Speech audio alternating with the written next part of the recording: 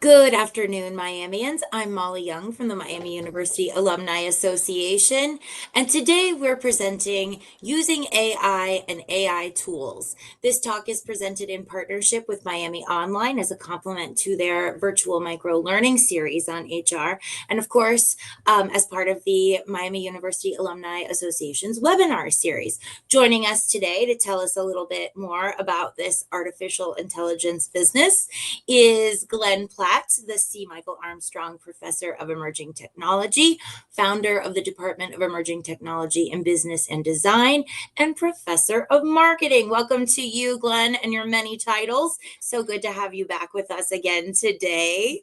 Thank you for joining us. Just as a reminder for our live viewers, you can submit questions, comments, and feedback throughout the webinar by clicking that Ask a Question button under your video. And with that, I'm going to kick it over to Glenn to tell us all about it. Thanks so much. Yeah, far too many titles. I appreciate everybody coming in here. This is sort of an extended version. Now you need to show it again, like get rid of them. And certainly the title that should not be there, I'll say, is AI expert. I think anyone who tells you they're an expert in AI, you should probably run really fast from. This is an ever-changing space, literally, like daily, even hourly, and keeping up is half the battle. And that's part of why we're going to talk about AI tools here today. We're going to talk about some of the tools that are out there, but then also how do you keep up with what are sort of the latest and greatest and best tools, since new things are, truly coming out on a daily basis. So this is, as I was starting to say, an extended version of the Miami Online class. The Miami Online class is just not as long as this, but it's sort of around the similar theme. So I'd encourage you to take a look at that. And we're just going to dive into it. So what we're looking at here is a Google Doc that's available to you. So if you want to go back to this later, I would write down that URL at the top there, the tinyurl.com/MUalumAI. And actually the capitals don't really matter. You can make the capitals anything you want, but tinyurl.com/MUalumAI, that's this document. Here's what I'm going to do today. I'm literally going to be working without a net. There's no PowerPoint. There's no sort of concrete agenda the way a typical, I think, webinar goes, or a typical presentation goes, or a lecture. Instead, what I've done is tried to curate categories of AI tools that are out there, and I'm going to show you what they are and how they work. And as you can see from this list, categories include AI tools that enhance the web browsing experience, how to manage your meetings better, presentation tools, podcast and video tools, which is kind of sort of is what that is there, research tools, image tools, video tools, music tools, travel tools, writing tools, building apps or website tools, voice and text-to-speech tools, email tools, data analytics tools, all-in-one tools. And then I'm going to finish by talking about how you keep up, which is really the important part. So these directories, I'm going to go show them to you at the end, but they are all constantly updated lists of AI tools that are built by category. And there are thousands and thousands of them in there. So the fact that I'm talking about them should not be assumed that like I have curated all of them and I've been through every single image generation tool that's out there and this is the best one. Sometimes there are tools that I use personally, and so I've grown accustomed to them. So for example, for image generation, we're going to talk about Visual Electric here. That's what I use. But there's a lot of really good, and including Google's recent Nano Banana, and we're going to take a look at that too. So the keeping up piece is what I'm going to talk about at the end. These newsletters are fantastic newsletters. They're how I keep up. So the Neuron Daily, and there's an AI for that, both have daily emails that I get that include a list of the top 10 tools for the day. That's how quickly the space evolves. So this is definitely one of those kind of buckle in. We're going to go quickly. It's going to be lightning round. I'm not literally teaching you how to use each of these tools, but just showing you what they do. So all that said, let's kind of start at the beginning. What is an AI tool? So there are what are called foundational models when it comes to AI, and those are the ones that you're probably most familiar with. So ChatGPT is one, Gemini is one, Grok is one, Claude is one, and there's a host of others that are out there, but those are kind of like the big ones that we hear about a lot. They're kind of like all-purpose tools. They do a lot of things, and in fact, a lot of the things that you all asked ahead of time that you wanted to know more about. So, for example, I think Claude is a really excellent tool for writing, and does a good job of creating content. So many of the things you're going to see here can sort of be done with some of these tools, or those foundational models. What I'm going to focus on primarily, though, are things that are built on top of those models. So applications that have been built to do something very specific, that requires, no prompting knowledge and not a whole lot of expertise, but often they're kind of connected in the background to those foundational models. Sometimes they are, sometimes they're not, but a lot of them are. And so we're going to be talking about that, like what would be called an application layer, like the layer of things that are out there living on top of ChatGPT and Claude and these types of tools that are out there. And I'm happy in the Q&A to talk a little more about those foundational tools if you want to. And in fact, I'm going to demo, like for when I talk about data and analytics, I'm going to show you how Claude can do data analytics for you. So I'll kind of hint at it here and there, so you can see a little bit of what we're doing. So let's begin at the beginning. We're going to talk about web browsing tools. So let's say you've got a website here. I opened a random one here on KYC, which is the requirements for financial, like it's a kind of no fraud requirements that certain financial services companies are required to do. It's long, it's boring. I mean, if you do KYC, I apologize. I've just insulted you, but I don't know anything about this. There's a lot of words, there's a lot of jargon in it. There are tools that plug into your browser that help you make sense of and analyze content that you're viewing on the web. So I'm going to show you two of them here. The first of which here is called Max AI. So what Max AI lets you do, oops, I didn't want it to pop out there. Let's come back out here. I wanted this little bit here to kind of come out and let us ask it some questions. So what Max AI lets you do is literally ask questions of your browser. So sort of treat it as a partner. So you can see here on the right, when I click on it, a little dialog box has come up and it said, hey, what do you want to know about this page? So what I could say on this page, I could just click on the suggestion to summarize it, or I could ask it. I could say, explain this to, a high school student. And so the tool is actually looking at the, oh, it's looking at the wrong page here. Sorry, I should be back on the know this. Let me just do that one more time for you.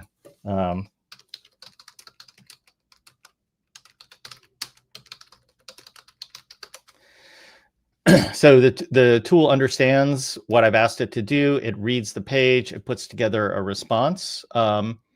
And you can see here on the right, along with citations that bring me back into that page.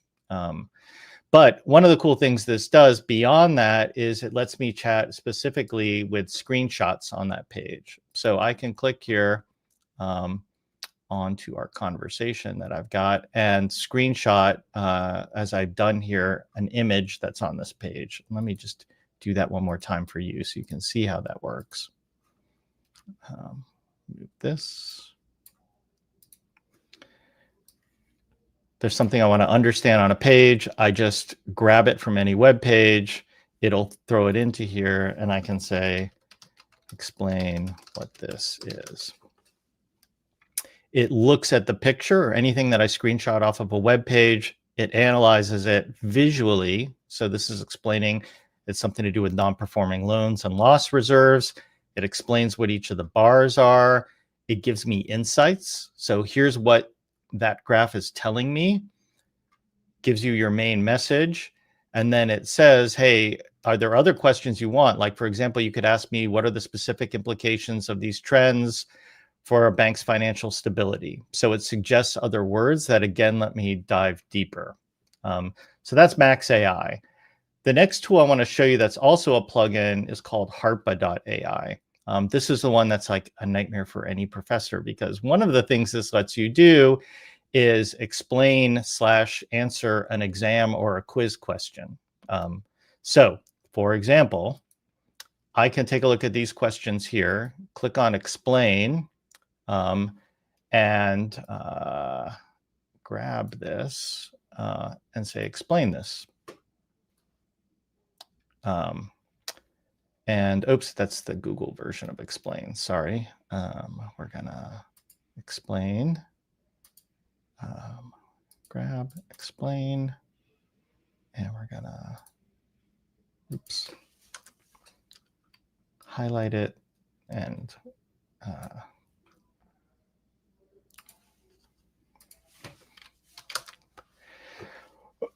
and it also can grab sort of an image the way the other tool could do, and give us the answer to a quiz question or a problem, along with links associated with it.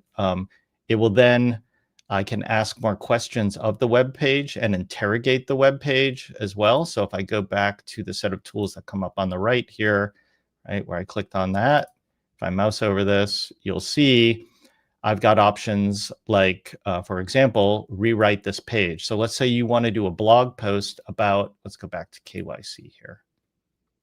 You want to do a blog post about KYC, I can click here and say, rewrite this web page.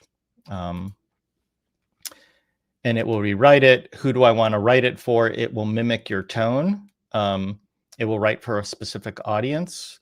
And so I could say, let's write it for a professional context. And it creates all the written content for us that then allows us to copy it and paste it into a blog or a newsletter or a website, completely rewritten for you. It'll rewrite it in any way that you want, and manipulate it how you choose. You can see there's other examples here, repurposing the page, summarizing the page. You can ask the page a question like, do I need to know this if I am a ice cream store?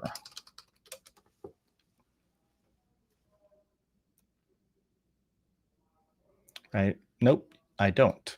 So I can actually engage with the content in a Q&A type of context. Again, that tool is called Harp AI.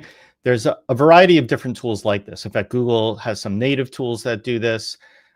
So it is a category of AI applications. This one, like it shows here, lets you search better. It integrates with your email, lets you chat with websites, lets you write that type of content. So that's our first set of tools here that embed directly with the browser. The next category, or the next group within web browsing I want to talk about, are actual browsers themselves. So Perplexity, if you're not familiar with Perplexity, Perplexity is kind of like ChatGPT or Claude, except it uses multiple sources. So it actually sort of layers on top of some of those foundational models as well. If I'm in the ChatGPT, if I'm in my browser, I can go to Perplexity's website and treat it a bit like a search engine. What I want to show you, though, is that Perplexity has their own browser. So this is Perplexity's browser itself. And it looks, you might say, just like Claude. Like, can't I just do normal things here? Like, hey, tell me about how to turn clear windows into solar panels. But it has what is called an AI assistant built into it. And so in this case, it's doing a bunch of research. It's answering my question. It's not providing search results, along with links with sources that provide deeper information on the thing that I'm asking. And that assistant can get really cool. So for example, I can say, make me a reservation at Soto for 2 as soon as possible.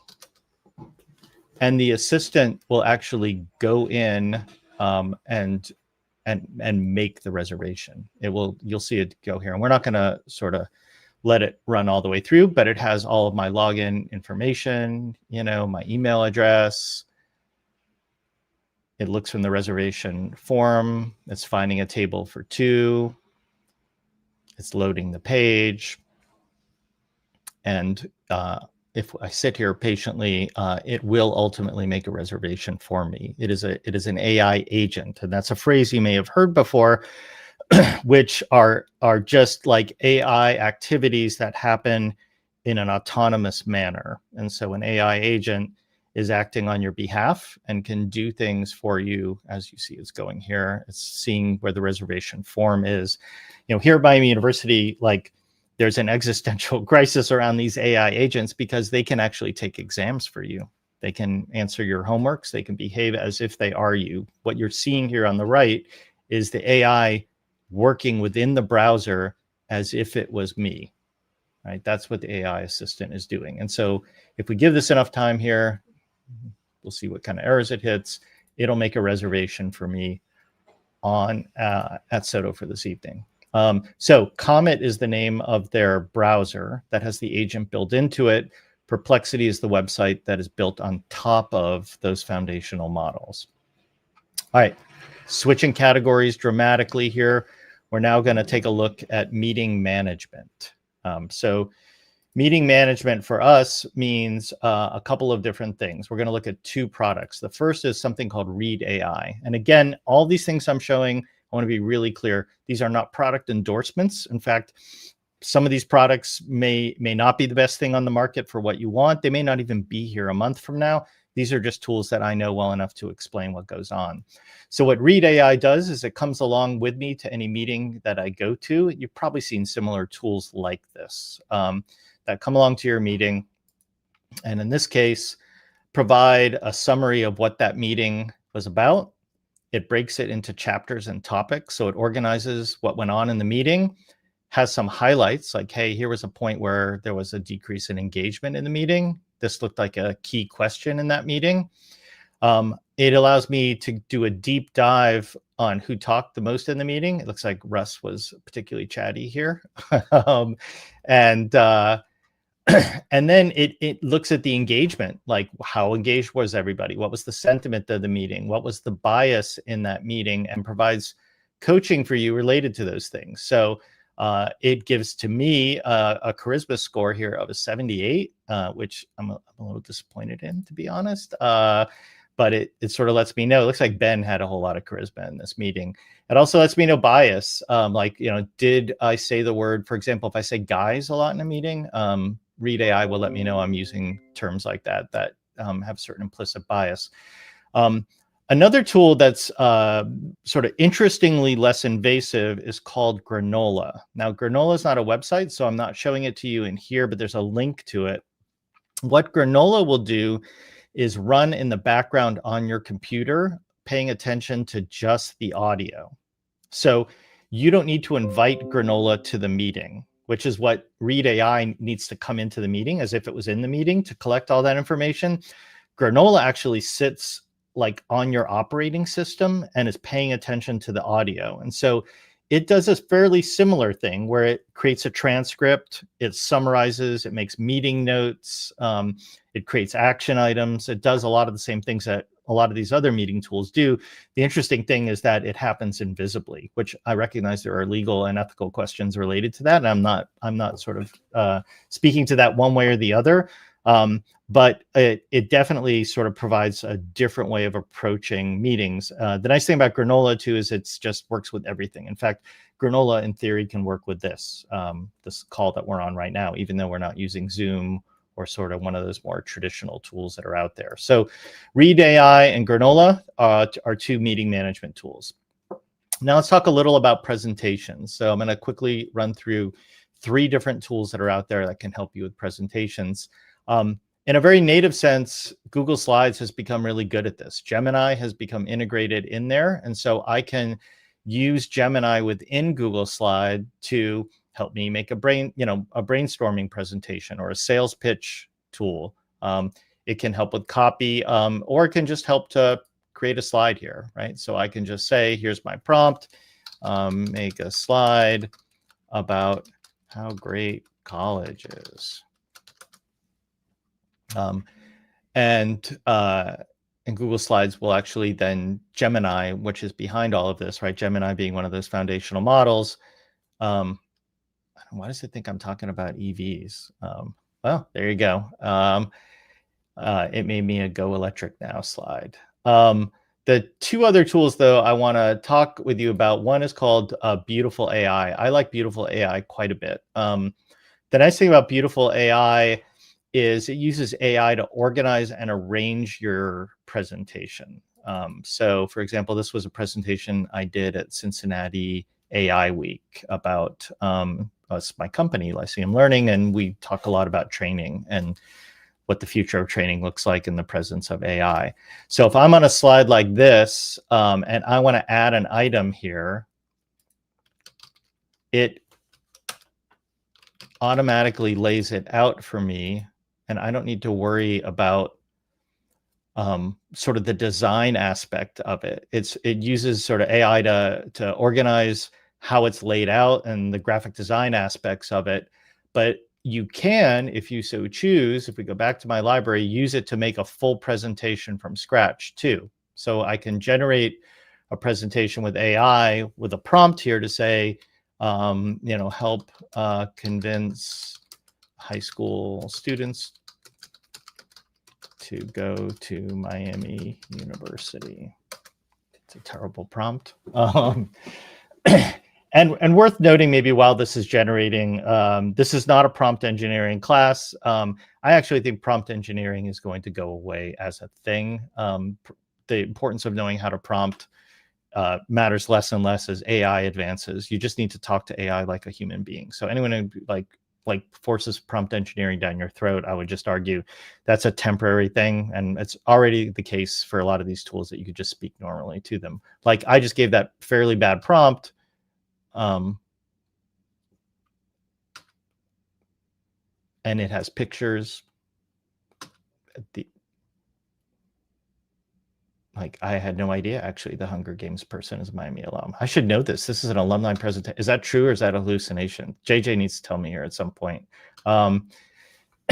Another presentation tool that I like quite a bit is called Gamma. Similar type of tool.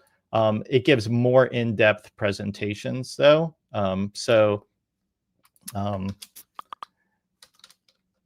Explain prompt. Oops.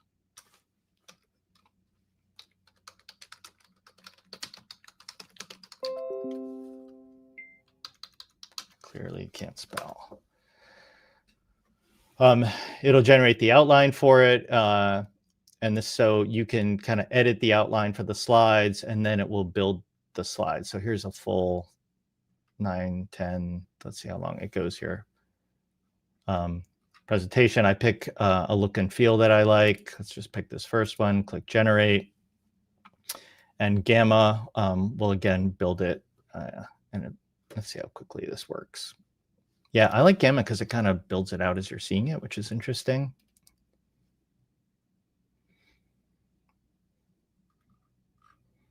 And eventually, yeah, you'll see images will start to come in here as it will build out the whole of that presentation. Next set of tools we're going to talk about here are on, I said podcast, video, and more. Video is its own category here below. So really, these are kind of like all-purpose tools. If I could tell you just one tool to play with to get into the world of AI tools, it would be Notebook LM. I love, love, love Notebook LM. It's got a lot of the different pieces of what makes AI tools valuable built into it. And so the way it works, if you go to notebooklm.google.com, you click create a notebook, and you can upload any sources you want it to create a notebook for. So what Notebook LM is a way for you to learn and understand anything. And you create the content in it, give it the content for it to build learning for you. Now, that probably doesn't make a whole lot of sense. So I'm just going to give you an example here. We're going to go back out. So I was teaching in my class how to make personas. And so what I uploaded for them was my lecture, which is a PDF over here. And then I clicked on the Discover here. If you click Discover, you can just say what you want to learn about, and it finds websites for you. So you don't need to know where the websites are. You say, I want to learn, I don't know, how to drive a stick shift, whatever. You put the words here. Google finds those websites and adds them in your sources on the left side here. Then based on all of these sources, it creates a summary in the middle here, right? You can inquire to the summary. So you can talk to your sources, and you can even say, I don't understand the difference between a persona and target market. And it will give you an answer. But then over on the right, this is where I think it gets super cool. It'll make a quiz for you that you can take. It can make a podcast for you. Yes, it can make an actual podcast. So welcome to the Deep Dive, where we cut through the noise so you don't have to. Today, we're tackling something really fundamental. It keeps so many people up at night. Business leaders, marketers. I'm going to just drop into it so you can see what this goes like. So it's a 20-minute podcast with two people talking to each other about what are personas and how they work. And it sounds like a podcast. They sound like live people, real people, but they are not, right? They're fully AI generated. It creates a mind map, it creates a study guide, it creates a briefing doc and frequently asked questions, all from... What criteria do they use to evaluate solutions, and what does success look like to them after they buy? It's about building this living, breathing profile. That level of detail is, well, it's pretty incredible, and it hammers home that point you made earlier. All right. Let's keep moving, and I'm going to start moving quicker so I can help get us down to the stuff that you want to see. Elicit.org is a research tool that's available to you. So you can ask a research question for professors. This is gold. Like if there's a particular research question you have, this is a little different than the research mode that comes in ChatGPT or any of these other tools. What this does is it builds like a master's thesis level document for you with full sets of citations, and it evaluates all of the citations for that research for you to help identify what are interesting questions to ask afterwards. I mean, it really is a professor in a box when it comes to research. Incredibly effective. All right, visual tools. I mentioned earlier that I like Visual Electric as a tool to create images. Visual Electric does a really nice job of responding to prompts the way a lot of the other visual tools do. So show a college student in fall in front of red brick buildings, studying while people walk behind them. So it takes that content and builds out a picture, but then one of the cool things that it does, it asks more detail here. So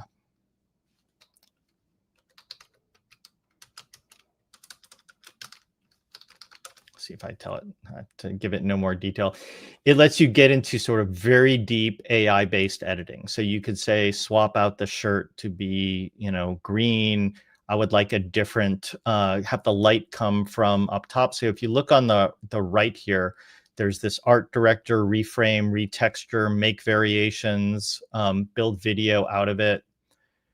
And you'll notice these are like photorealistic pictures. If I told you these were Miami University pictures, other than not quite recognizing the building, you very well might think that's what you were looking at. I think that Visual Electric does a very nice job at sort of photorealistic images, and then the ability to edit them. Like I said, like you can kind of click on one here and then be an art director and give it additional prompts or reframe it or retexture it and do all kinds of other nonsense with it. You might have also heard about something called Nano Banana, which is the image editing tool that Google just recently came out with. Make an image of a college student walking to class at sunset. Not a very good prompt either, but you'll see it generate the image, and then it, much like Visual Electric, will give you kind of additional Yeah, not quite as sophisticated. Ways that you could sort of edit that picture, you know, make it morning, that kind of thing. Nano Banana actually does a much better job than that image would indicate to you, but trying to give you a sense quickly of how this works. So I am speaking here now and talking to it in Gemini, just like this is the equivalent of ChatGPT if you're not familiar with Gemini. All right, moving forward. I was going to show you these prompt examples just to get a better sense of what Nano Banana can do here. This link will take you to these cases, but this is the power of it. So if your input with this prompt here for case 2, all you got to do is this prompt here with the image, and it gives you the image to the right. So in other words, if you give it that map and you say what that red arrow sees, draw the real world view, like it gives you that image to the right. You upload this topographic map, it'll give you an AI version of what that would look like. Real world AR stuff. Here's an example where you could input a picture that you took on your vacation and then say make an isometric 3D model. So this page here, this GitHub page, is just a list of prompts that you can use in Gemini/Nano Banana to be able to do some pretty amazing things with your images. All right, moving to video. Sora is ChatGPT's video tool. Runway ML is a similar type of tool. So Sora, I asked it to make a video of Swoop flying over Miami University. This is what it made. Runway ML, similarly, you give it a verbal prompt, you describe your idea, and you'll see in this example, I'm going to open here. All I said was make a college student studying in front of a red brick building. It made the picture here. Again, like photorealistic, hard to tell even that that's AI generated, right? That's how far AI has come. You don't have to count fingers anymore. Like it's really good. And then I said, I want you to make that with a 360 pan. And that's what it does. There are tools like Jog, which let you upload an image and then create a video from that image, from that person, using text you write. So I uploaded this picture of President Crawford and then had him say this. Glenn deserves a raise for this awesome webinar. Right? Like, I'm sure he's happy to know he's got a British accent now. But you can upload a picture, give it text, and scarily enough, it will sort of automate that avatar's conversation to have it say whatever the text is. To get to see how this all comes together, this just on September 20th, so 2 days ago, this person here, Dinda, this is his Twitter feed, he made this, and I'm going to play the audio here, using nothing but AI tools. So he used Nano Banana, right? These tools that you see here. And he made this movie trailer.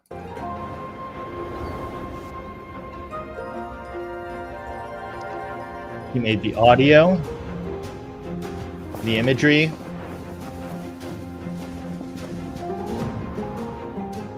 This is all AI generated. None of it drawn, no 3D models.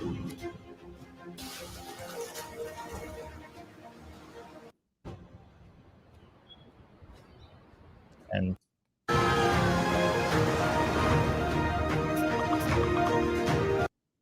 right, using a collection of different AI tools. That gives you a sense of kind of what happens when you start putting this together. Now, the music he used there was from tools like Suno or Udio. There are other tools that are similar like this, where you can create songs purely from prompts. So if you want to create your own song here, what we can do is say, make a song about studying at Miami University over break. All right, let's give it a genre that we want to use. Let's add some audio to it. Let's here, we'll use their Afrobeat.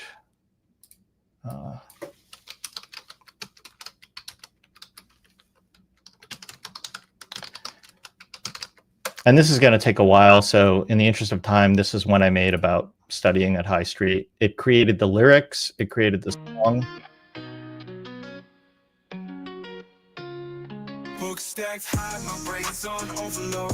Caffeine pumping, gotta crack the code. Miami grind, but my mind's out the door. High Street calling, can't study no more. High Street dreams where the lights stay bright. Friends all laughing, living life tonight. But I'm stuck in these pages, trapped in the fight. Similarly, you'll get that kind of thing from Udio. I made some Udio songs earlier to just give you a different sense of what other people do.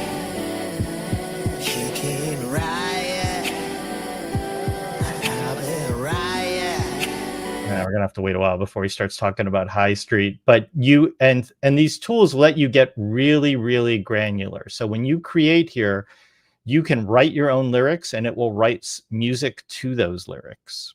So you could have it fully generate an AI song. Say, I want a song about President Crawford walking his dogs in the morning. Or you could say, here's a set of lyrics. Here's a genre, hip hop or pop rock or indie rock or punk or folk or blues.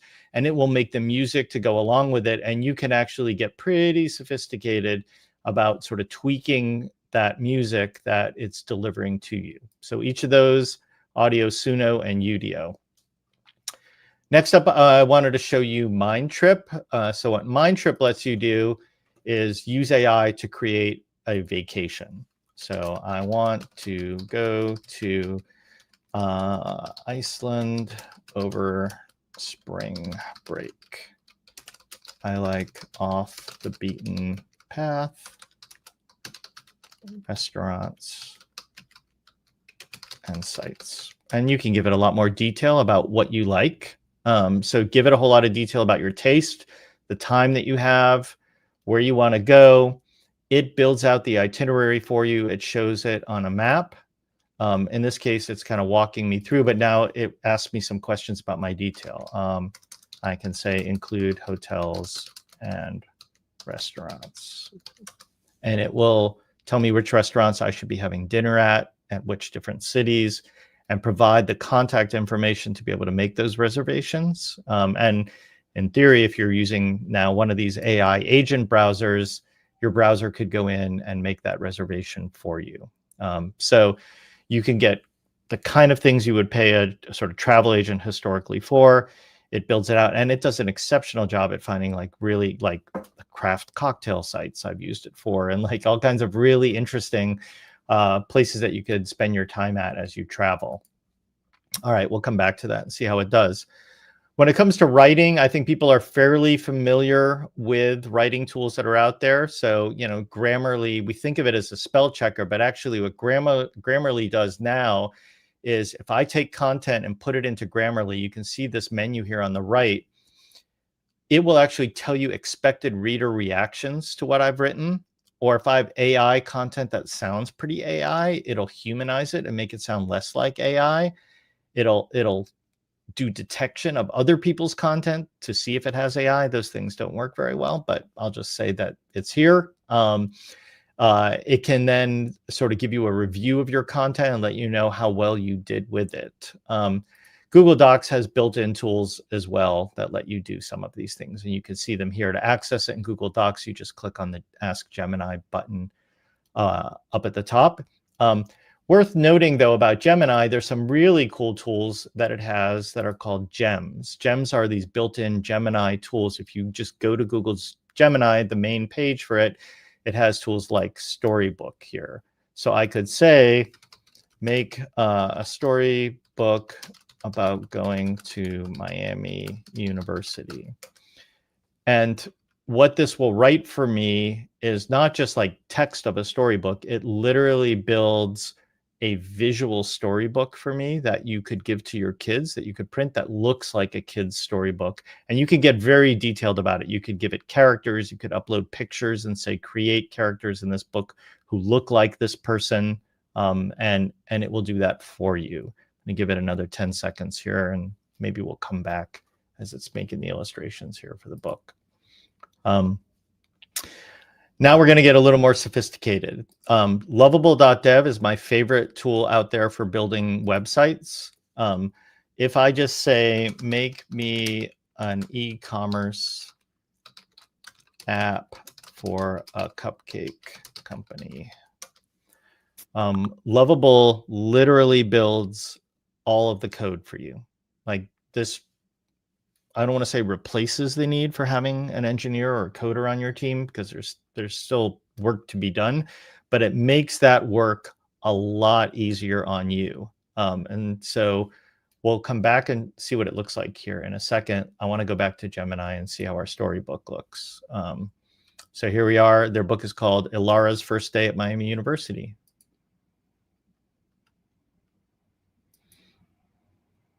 And this is with very little detail in the prompt. You could give it names of characters. You could describe what you want this story to be, right? This is just it describing the story it thinks would be what going to Miami University would be like for Ilara here, right? Let's come back to lovable.dev here as it's sort of pulling all of this up. The nice thing about this tool is that as it's making all the code to make my e-commerce cupcake site, once it makes it, the editing of the code happens via text prompting on the left. In other words, I can say, make the top part green. Like, you know, you don't need to be a coder. You could say, add a picture of a heart, move this to the right, make a new page for frequently asked questions. Like, you speak to it the way you would talk to a human who is your coder, and it builds out that code. It deploys that code. This becomes a fully functional e-commerce website. And that's what we're going to see sort of happen here at some point. All right, speed running with what's left. 11 Labs is an audio tool that you give it text and it creates the audio from that text. So you have a script, you say what you want. You want an English accent, you want a woman, a man. It gives you lots of varieties of each of those. You pick the person essentially that you want to be your voiceover.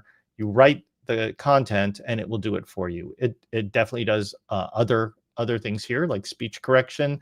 So you can have it get rid of ums and ahs in a recorded speech that you have. It's kind of everything to do with voiceover, and it creates sort of an editing platform that allows you to do that. All right, the last three we'll talk about quick here. We'll see if Lovable's actually built something yet. Nope, still building. The last three we're going to talk about, first we're going to talk about email. This is Quora. I've been loving Quora quite a bit lately.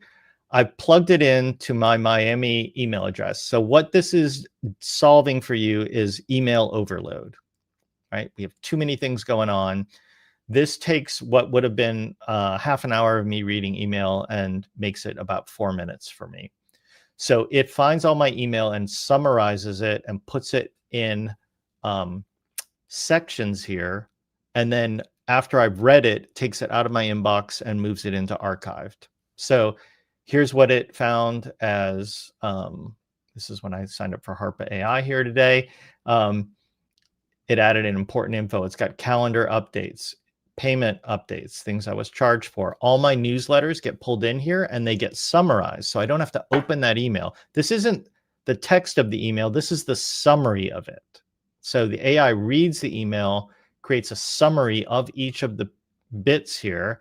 And if I want to know more about it, I can click into it and it'll open it up for me and I can read the actual email, but I don't have to. I get email summaries of all my bazillion newsletters here. All of the ads get clunked together. And again, it reads whatever the deal is. So Delta's got a deal for medallion qualification dollars. I don't need to open that. I don't need to read it. Or I could skip past, obviously, way too many ads that I'm getting in my email. And then I have another section. I've created my own section. So I've told Quora, hey, put all my music emails in one place because I get a lot of music emails. I'm a big music guy. So it created this new section for me by me just prompting the assistant saying, put all my emails about this into a new section called music. And it did that. And here are my AI emails and my marketing emails. And so, boom, I'm caught up. And what would have been seriously probably 300 emails in a day becomes a really quick checkup. So Cora integrates with your email. It gives you updates twice a day, which is what I do. And so I go in and check my email twice a day, unless it's a sort of critical issue that I have other ways to kind of let me know. And it works with multiple email accounts. So I've got my company, my startup, Lyceum. I've got that here, and I've got my Miami email account. Then there are general tools like GenSpark, which have everything all in one.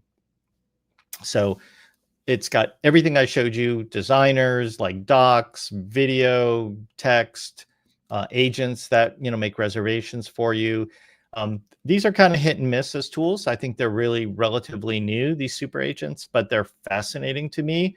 And they can do just a remarkable number of different things for you. So for example, if I click here on their agents, I can ask it to fact check thing or call people for me, that type of thing. It can go really deep.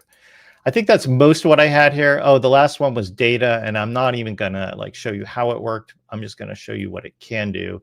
So I uploaded a comma separated file of data, like just pure data, like if your company had this. I uploaded that into Claude, and all I said to Claude is, tell me some insights on this data for a marketing team. Claude then analyzed that data. It took a while, which is why I'm not doing it live. Gives me summaries of channel effectiveness, campaign performance, who are my high value customers, what's my customer engagement, then makes actionable recommendations. I should double down on wine marketing. It's your revenue powerhouse. I should fix campaign number 2 because it's underperforming. I can prioritize optimization. You get the idea. And all I did was upload this spreadsheet with just all my sales data into Claude and said, give me insights for a marketer. Right? That's sort of the incredible power that these fundamental platforms have. So how do you keep up with all of this?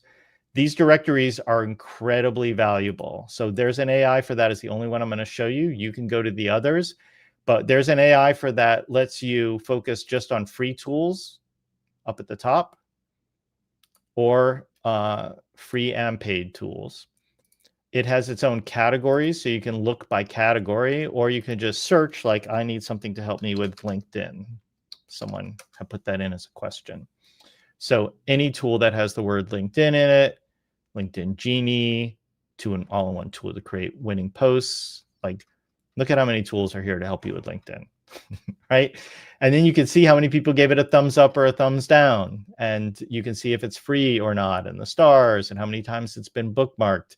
I really like there's an AI for that, but there are similar, these AI Exploria, Futurepedia, top AI tools. These are all similar things. They're directories that are constantly updated that allow you to search for AI tools relative to tasks that you want to complete using AI. These newsletters are similarly valuable. I mentioned earlier the Neuron Daily. I like that quite a lot. These first two, there's an AI for that also as a daily newsletter. But really, I think these 6 are solid. This is where I get my AI news. It's the latest news about the AI industry, but it's also not almost always, all of these have some news about the latest tool that does this or that. As I said, Neuron Daily has a top 10. There's an AI for that, also has something similar, like a top 10 every single day. So that's available for you here. I realize that was kind of a speed run here. And again, the URL you've got, and I know they showed it at the banner a moment ago. I want to open it up for questions. I know we've got about 10, 15 minutes here. I appreciate you kind of being patient as I ran through it. I'm surprised everything even worked. So that was huge. Yeah, let me know what I can answer here about that, about everything, about anything I talked about. Well, you covered a lot of ground there, Glenn. Good Lord, I mean, a tired. lot of ground. And I almost said before I tossed it over to you, I'm going to let you get started before something else in the world of AI changes. And then you came right on. We're like, let's get started because it's always changing. So fast seems to be the key here. Okay, we've got some good questions, so I'm gonna go right into them. Speaking of which, this question comes from Bill. He says, since AI tools evolve so quickly, What strategies or criteria do you recommend for evaluating whether a new tool is sort of worth adapting to and adopting for good use, versus waiting to see if it like matures and gets widely accepted by others? Yeah, I mean, right now this is the Wild West, and I think if you wait for things to mature, you're going to be waiting a long time. There's even among the foundational tools. Like if you had asked me 8 months ago, which foundational model, if you had to do one, which should you get? I would have said Claude. I thought Claude was the best one. Claude Code. Claude does a lot of great things. In the last month or two, Gemini would be my pick. Gemini's just got some amazing stuff, and then ChatGPT keeps kind of coming out of the woodwork and killing it. And so it's just, there's no waiting. It will be something else. And so I think the strategy is keep up on curated lists like the ones I showed you with the newsletters, because at least there somebody's looked at them first and helping to identify them. I would not use any tool that requires you to pay for it first. Almost all these tools have a free trial something that's available to you. You can quickly get nickel and dimed away with that. I mean, most of these tools are $5 to $15 a month, but 10 of those starts to get really expensive. And so I think those would be my strategies. Pay attention to the directories, pay attention to the newsletters, go in yourself and kick the tires using the free versions of it. I think that answered another question about, choosing to pay for something over choosing not to. But I think, letting it develop, getting your own sea legs. Let me give you an asterisk to that. Yeah. I genuinely believe the paid versions of the foundational models are worth it. Like, I think the difference between the free version of ChatGPT and the paid version to me is like night and day. And all of these tools. It's not that the free version's bad. I think the free version is fine. It does, a good job. It's the paid versions though that will like blow your socks off. Like, so that Claude thing I showed you where it analyzed the data, did all the analysis, like that is something you can do with the paid version. You couldn't do that with the free version. So for me, the extra $10, and Miami's paying for it anyway. So whatever. I was going to say, I use ChatGPT because I'm like a bottom rung AIer here, but I'm like always impressed by what it comes out. And speaking of hallucinations, because ChatGPT does have some hallucinations, Suzanne Collins, not a Miamian, went to some other school next door in another state. We don't know who they are. So there's that. Wah, wah. Yeah, so there is no getting rid of hallucinations with AI, I'll say, because AI is probabilistic. The way AI works, you could think of it as like autocomplete on Google. Like when you start typing something, it takes the next most likely word. And so every time it says something, it's like probabilistically determining the next word in a sentence or the next thing it's going to say. And even though 99.999% of the time it's right, there's always that point whatever percent that it's wrong. And so the ways to sort of fight the hallucination is to specifically ask AI to police itself. So like had I have done that presentation, like the smart thing to have done was after I do it, it would be to say, review this to make sure that everything you've said is accurate. And something as simple as that goes a great distance towards solving the hallucination problem. Like, yes, AI is wrong a tiny bit of the time, but you know what? If you search the internet, it's going to tell you wrong things too. So, I don't think there's any kind of magic silver bullet other than being in my class, which I'm never wrong, but like everywhere else, it's wrong a little bit of the time. So yeah, I think the trick to managing hallucination is to ask it to police itself. Or one of the other things I often will do is if there's like a statistic that it gives me, I'll say, hey, where did you get that statistic from? And then often I'll get I checked and that isn't a thing. Or here is the link to that statistic. So, call it out in as detailed a way as you can. Well, like any good thinker, I guess ChatGPT and the other AI tools need a little challenge from time to time. Yeah. Okay, let's see. I got another one here. You mentioned the one that was good for LinkedIn post. I have a question from Todd here. He says he uses Canva to create some good photo image graphics. Yeah. But what are some of the best AI tools and methods for creating better content for, he specifically cites LinkedIn posts? Yeah, Can there's you a share bunch that of again? content marketing tools that are out there for sure. I don't know if it's worth paying a lot for them. I find on LinkedIn, I can always tell when, or not always, I suppose there's sometimes I don't know that I know, but it seems obvious that a lot of posts are AI generated content. It just, I think a lot of people sort of phone it in LinkedIn wise. So I think you would want to use a tool that allows you to humanize the content. But there definitely are, like if you search in those directories, there's a LinkedIn category where tools are specifically looking, LinkedIn uses hashtags, for example, right? And in a specific way, it uses emojis in a certain way. But I'm sorry, I can't tell you a specific one because I don't use one. We're all still learning. That's okay. Thank you. That's some good tips though. Here's a good question. In this sort of rapidly changing Wild West landscape, how do you keep working teams, from spinning their wheels among all of this sort of like constant change of AI? Yeah. So let me just offer sort of a moment of a philosophical big picture. I almost don't think there's enough hyperbole out there to adequately describe how our world is going to be transformed by this technology. Like this is a more transformational technology than the World Wide Web and the internet was for us. Like it is that significant. Every single thing we do will be impacted by it. Literally every single thing we do. You could take a picture of what's in your refrigerator and have AI give you recipes of what's in it. I mean, there's not a corner of your life that AI doesn't have the potential to impact and ultimately is going to impact.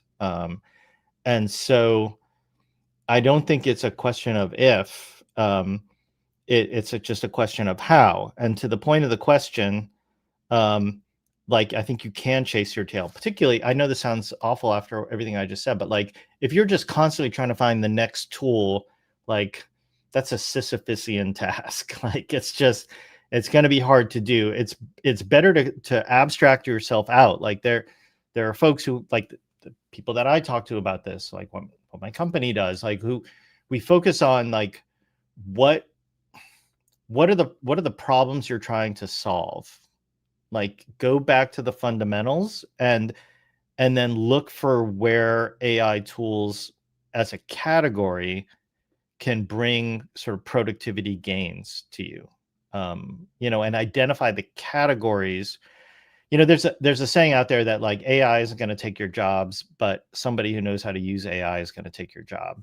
And I believe that. Like I think AI is, as I said in actually the e-learning class, like AI is like a calculator, and people who had to figure out multiplication by hand are going to lose their jobs to accountants who can use calculators. And so you have to treat AI as that calculator. Like what are the things that you're doing? So to the point of the LinkedIn posts, like should you be writing LinkedIn posts? Probably not. Like you don't need to, but you should be thinking about what are the important things to say on LinkedIn. I wouldn't trust AI to tell me what to say. I think there's still value for that human in the loop, but life becomes and business becomes abstraction, a higher level of abstraction where we are strategic in what we do and letting AI be sort of the tactical tools that help us do those strategic initiatives. It's good advice. I like that. Sort of on that note, we're going to piggyback on that with our last couple minutes. What would you suggest we don't use AI for? I mean, at this point, is there something? I mean, there's certainly a lot of unethical things, and you shouldn't do unethical things, period. I think AI is still really early. Like, for example, there are AI psychologists, like chatbots that you can talk to about your issues and your problems. I think they're a little early. There's been a fair amount of bad press around that kind of thing. But even that, 5 years from now, that will change. I mean, you can use these tools to create sort of digital twins. So if I could take all my lectures and upload them, and AI will be as good a professor as I am, pretty much.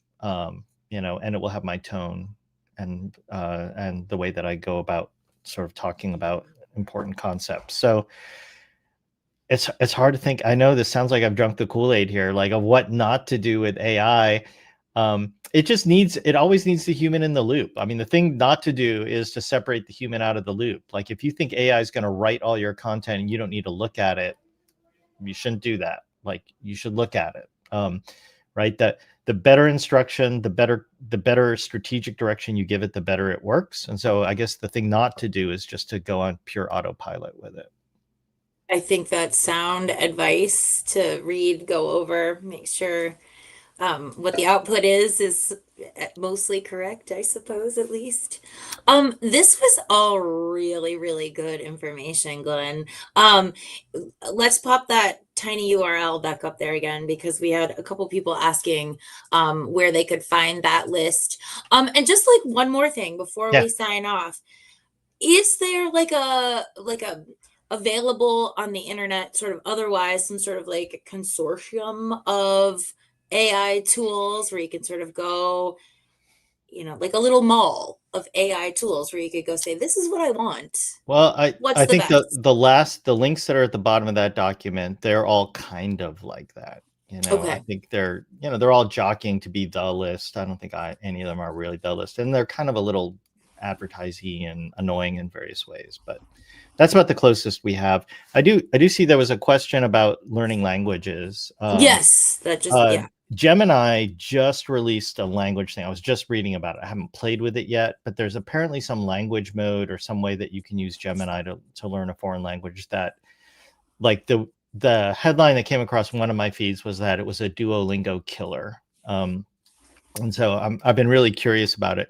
All these tools, I'll also say, work in voice mode. And I strongly encourage you, like those foundational tools, to use voice mode. Like I was meeting with someone yesterday who was saying that he talks to ChatGPT in the shower in the morning to help organize his thoughts for the day. That voice mode is exceptional. It sounds like a person. It acts like a person. You talk, it talks back to you. And it changes the experience. To not type really does change the experience. So I'd encourage you to explore the sort of speaking mode that ChatGPT has, that Gemini has, that Claude has, that Grok has. They all have that kind of mode. And these tools, I know we need to go here soon, but I just want to say, like, because this person was telling me about this yesterday, like the reason it works so well for him is because he's been using it for a while. So it like knows him. Like my buddy Nate, I'm actually meeting with him a little later today. And like, I've heard him talk to his AI, and his AI is like, hey dude, so like, I think this is going to be pretty rad if you do this, like it talks to him the way he talks. And so the more it knows you, like you can connect all of these tools to your Google Docs, to your Google Slides, to your email, it starts to develop your tone. So Cora, that email tool that I showed you that I use, what I didn't show you, we just didn't have time, is it also drafts responses for my emails for me. And I've only been using it about 6 months. The responses it drafts now are really good. And Gmail does this too. Like it sounds like me. It really sounds like me. So I think that sort of experience, like where this is literally like your partner sitting on your shoulder all the time. Like that's part of this transformational potential of this technology, to have that partner next to you that you can talk to, that can help guide you and advise you. Like it'll be in your glasses and, tell you what you did. Like, where did I leave my keys? And it'll tell you because it recorded it when you were walking around earlier. Like, whoa. I can't wait to see what happens. I'm super excited. I mean, we really should feel privileged to live at this point. Like this is like living through the Industrial Revolution. Like, I know that sounds like bullshit people say, but like, it is what it is, like living during the Industrial Revolution, that we will have seen the before and after. And that chasm is just going to be massive. Well, that reframe you just put on it, sort of that context of living through the Industrial Revolution, that sort of gives it a magnitude that, I mean, I think we all know this is a very big thing, but listening to you say that it's really going to change the way we do all the things, it's just fascinating. And the way that it is, just barreled right into us in no time. This is Well, I appreciate you inviting me here. I'll also say as an open invitation to everyone on the call, like, if you want to talk deeper about this, I'm a fairly easy person to find on the internet and on Miami's website. And as you can tell, I get a lot of email, but hopefully my AI will pull it out, or you find my phone number, text me or whatever. I'm happy to sort of dive deeper or talk about these things more. I enjoy these conversations, especially with alums. And so thank you. Wow, this has been super informative. Always really exciting stuff. This has been a really good series if in fact you are looking to sort of like bone up and hone your AI skills and sort of what you know about it. So thank you so much for being here. If you would like to watch this webinar again, you can do so later today on alumlc.org/MiamiOH. If you're interested in watching the next installment of this AI series, you can tune in on Wednesday, October 8th for AI Context Engineering with John Femiotti. You can actually register at alumlc.org/MiamiOH as well. Thank you so much for joining us, Glenn, and to all of you alumni out there, love and honor to you all, and have a great day.